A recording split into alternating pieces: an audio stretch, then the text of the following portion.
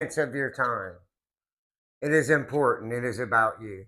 If Jesus came back today, what path would you be on?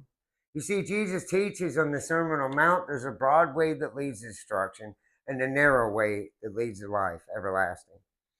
Are you on the broad path or the narrow path? How can you know this? You see, before we get to looking at what Jesus said and concerning how we can know, let's take a look at what Jesus said to the Jews that believed him. He said, to the Jews that believed him, remain in my word, and you will know the truth, and the truth will make you free. You see, they believed Jesus, but there was more they needed to know. Like we need to know for certain that we have salvation.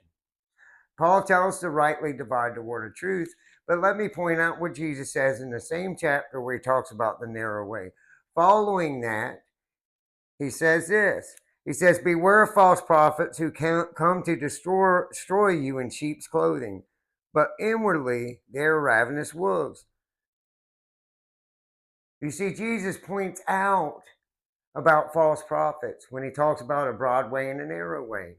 There's only one way, and there's only one teaching. There's only one Bible, one authority, and there's only one way to salvation. And he also goes on to say, in verse 21, 721 of Matthew, he says this, not every one of you who says to me, Lord, Lord, shall enter the kingdom of heaven, but who does the will of my Father in heaven.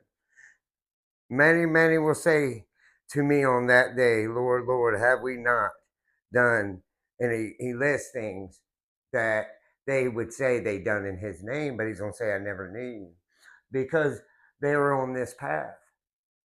You see, going on in verse 24, Jesus says this, therefore, whoever hears these sayings of mine and does them, I will liken him to a wise man who built his house on the rock, and the rains descended, and the floods came, and the winds blew and beat on the house, and it did not fall, for it was founded on the rock.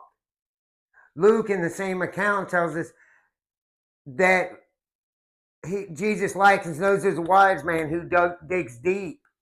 We need to get our shovels out. We need to divide the word of truth. What's real? What's real and what's not? Where are you? What path are you on? If you want to know what scriptural salvation is, if you don't want to be misled by man's doctrine, inbox me or call me 772-867